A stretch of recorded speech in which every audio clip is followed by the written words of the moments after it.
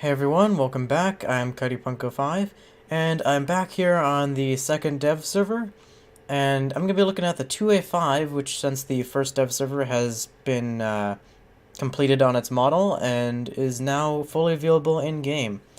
So what we essentially have here is it's a 2A4 with a bunch of added-on armor and the DM33 shell, but it actually is a little bit more than you might first assume.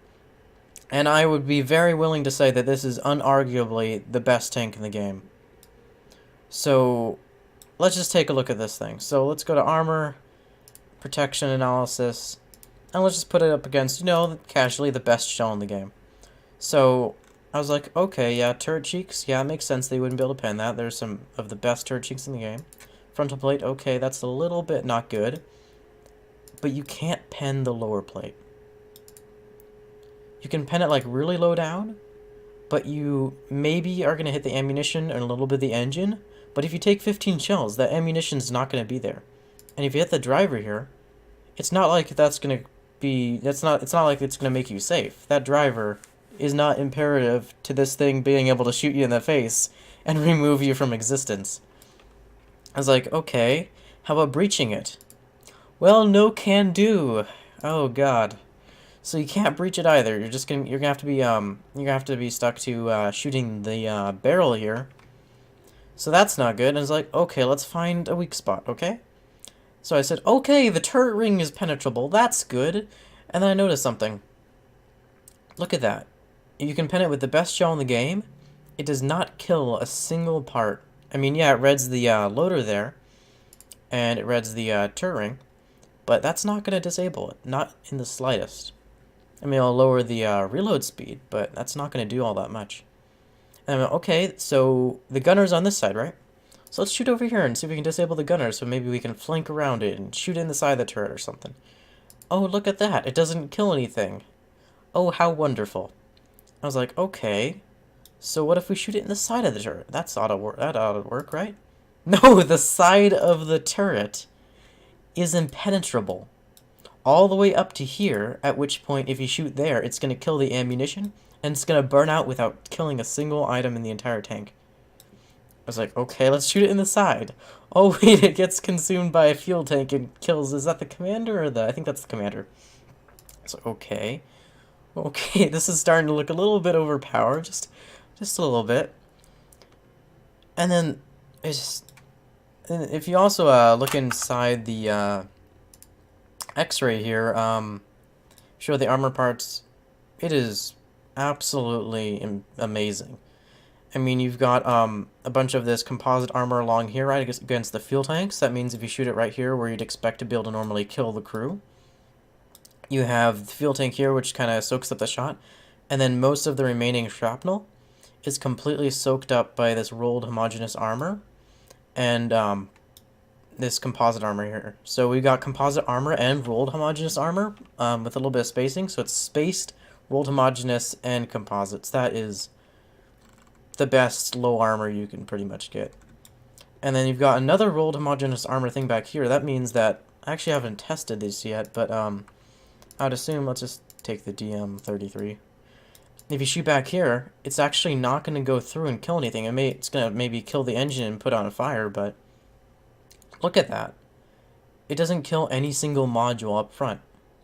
The only single way I can see to kill this thing would be right here, and if you can hit the ammo just right, you can get into the crew compartment and the burn-off will kill the tank.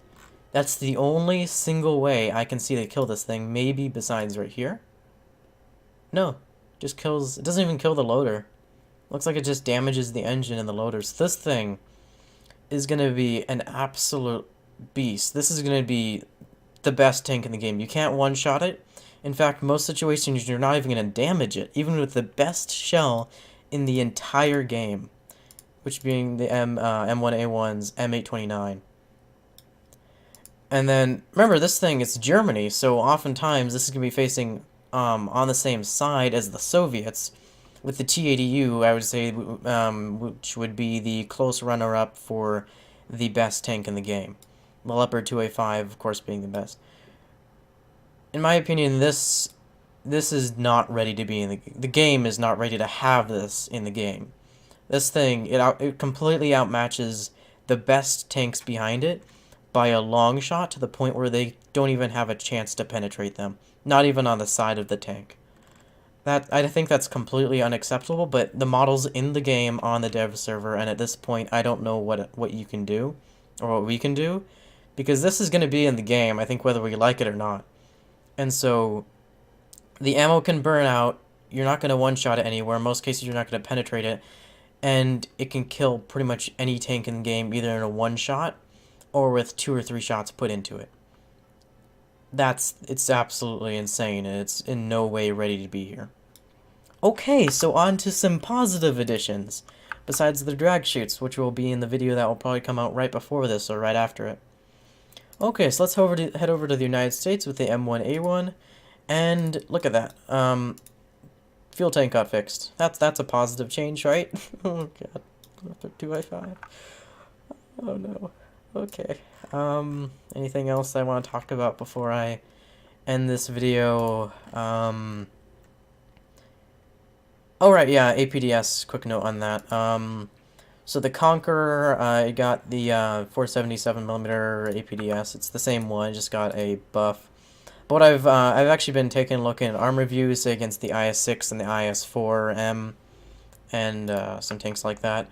And what it seems to me is that you get pretty much the same performance as you got before on angled armor, but you do get slightly better, well actually a lot better flat pen.